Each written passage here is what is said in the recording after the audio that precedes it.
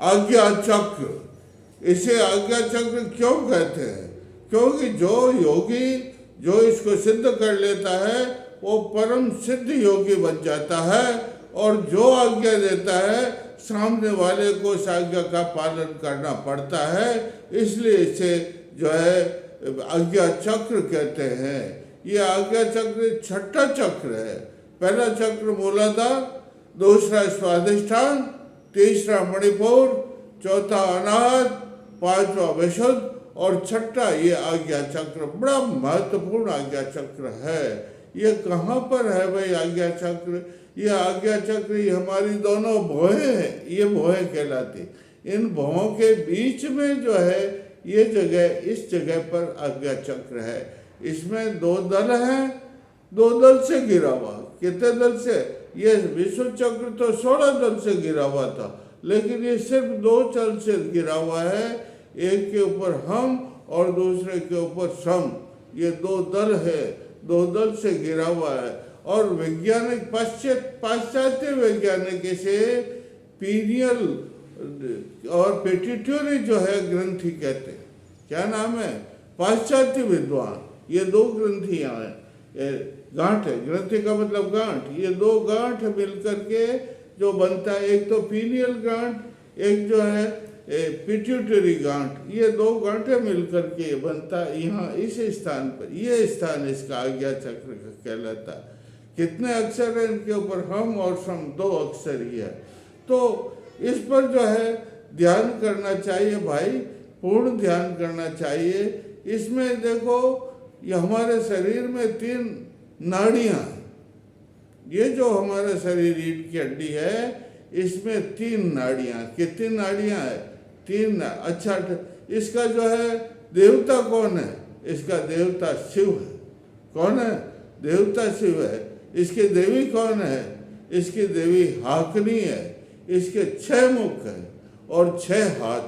कितना हाथ है? 6 हाथ है और 6 मुख है। हाकनी देवी इसकी देवी है और शिव जो है इसके देवता है। और इसका जो है लिंग जो है वो है, लिंग के जो नाद जो है इसकी गति है, बीज। ओम ओम ओम इसका बीज मंत्र। आज्ञा चक्र का बीज मंत्र है ओम ओम ओम। और बीज गति जो है वो नाद है। क्या है? नाद के ऊपर ये लिंगाकार विराजते हैं, ये नाद है। और जो है ये इसका जो है ध्यान करना चाहिए। इसके ध्यान करने से सर्वस्व प्राप्त हो जाता। जो कुछ भी है, जैसे तत्वदर्शी बन जाता है, सर्वज्ञ बन जाता है। सर्वज्ञ मतलब सब चीजों की जानकारी हो जाती। सर्वदर्शी बन जाता है, सब चीजें देखने वाला के बन जाता है। और यहाँ तक कि शास्त्रों में लिखा है कि वह जो है वो सब लोगों में घूमने वाला बन जाता है और वही ईश्वर रूप बन जाता है। श्रृंगारक, पालक और लय करने वाला वो सब इस बन जाता है, शिवत्व रूप। कौन सा बन? जो साधना करेगा आज्ञा चक्र की, उसमें शिवत्व रूप आ जाएगा, उसमें ईश्वर रूप आ जाएगा, उसमें हिरण्य रूप आ जाएगा, उसमें विराट का रूप आ जाएगा। इतने रूप उसमें आ जाते हैं भाई। और इसकी देवी जो है वो है हाकनी। हाकनी बड़ी तेजस्वी है, गौर वर्ण। कैसा वर्ण है? गौर वर्ण है। इसके 6 हाथ है और 6 हाथों के अंदर क्या है? कैसे कैसे शस्त्र? विद्या।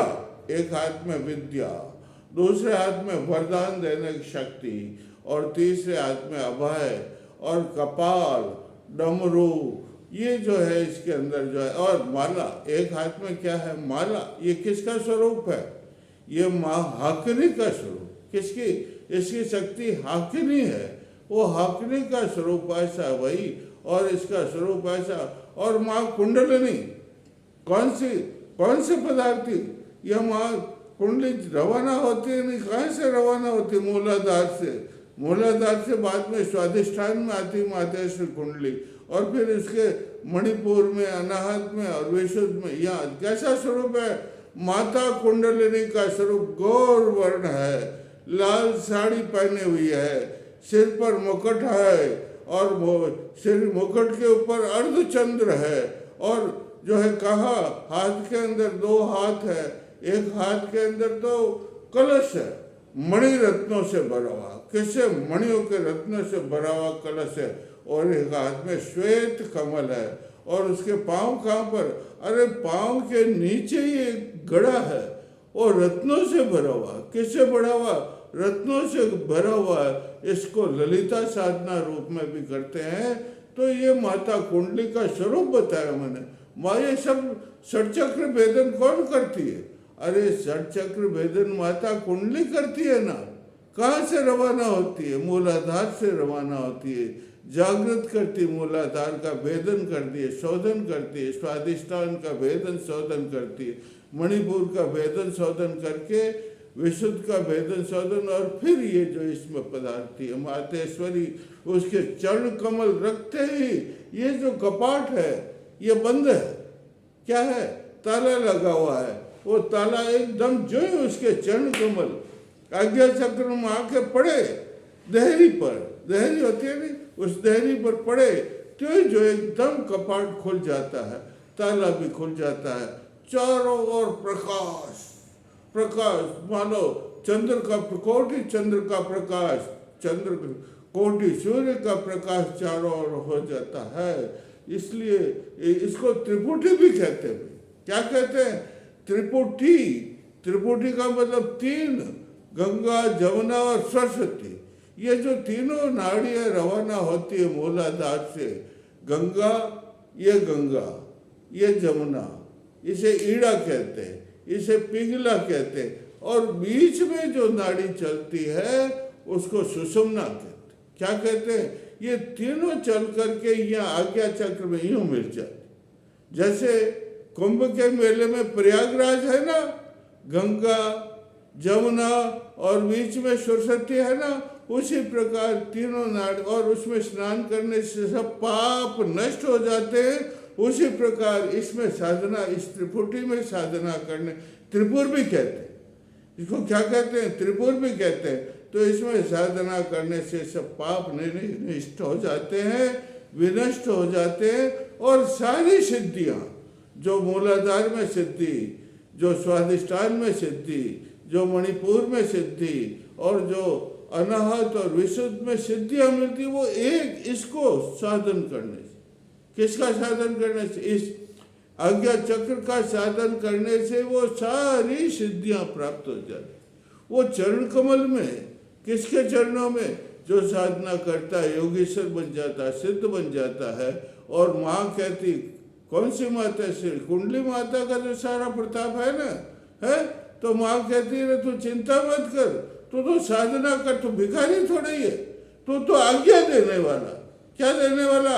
आज्ञा देने वाला। तो ईश्वर का स्वरूप है। तो साधना कर, और साधना करने से तुझे सिद्धि प्राप्त होगी, और सिद्धि प्राप्त होने से तो संसार में सर्वज्ञ, सब चीजों की जान, सर्वदर्शी ईश्वर रूप बन जाएगा।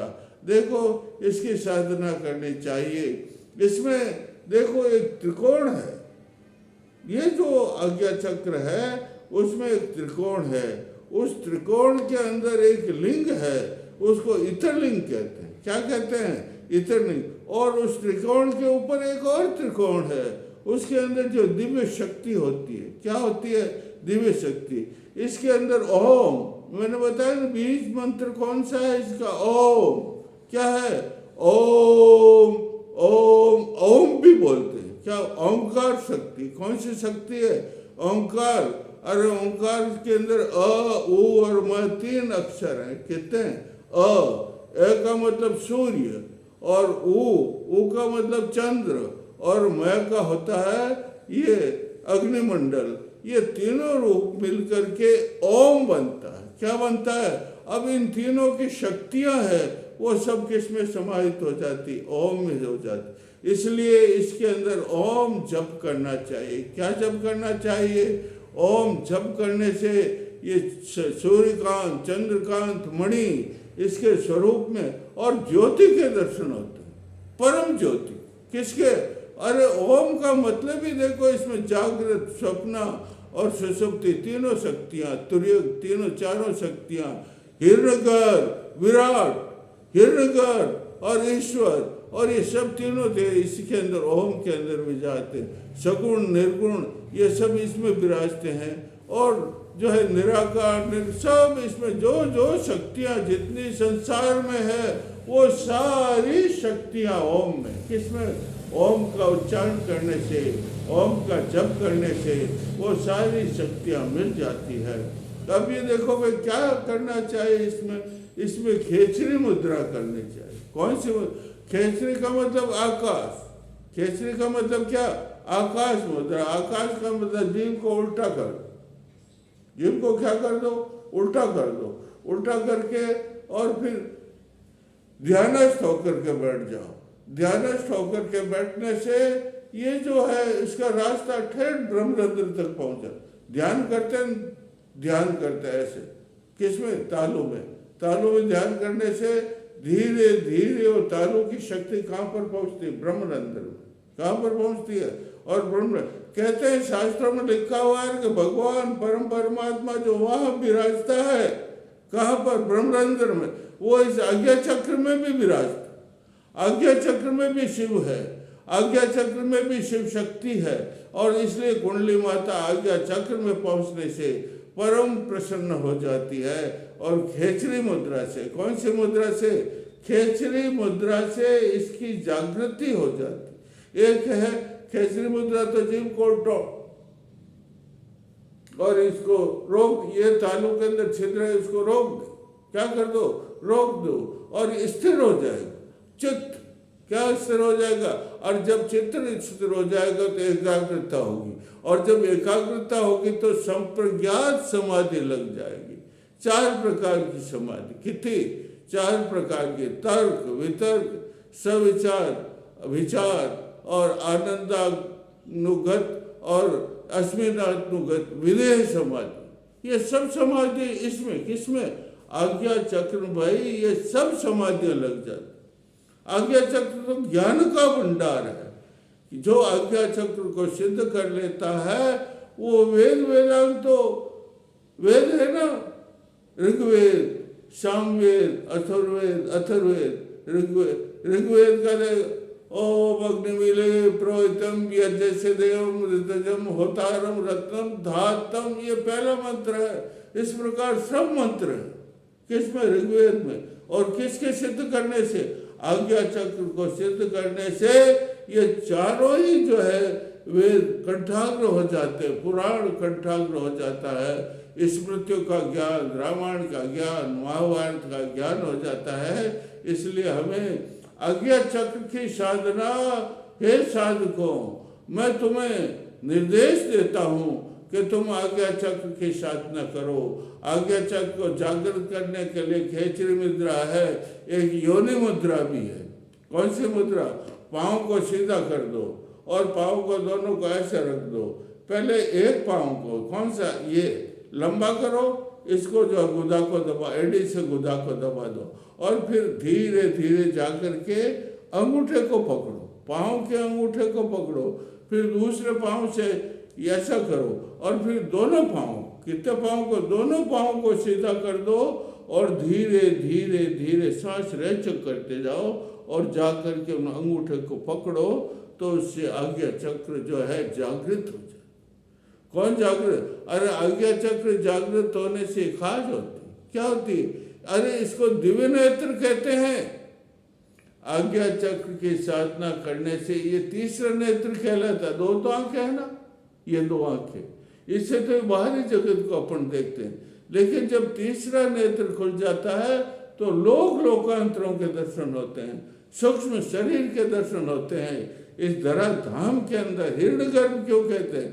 ये सोना भरा पड़ा है अंदर, रत्न माणिक भरे पड़े हैं, उनके दर्शन होने लगते हैं। तो कितना जो है इसमें ज्ञान की शक्ति है।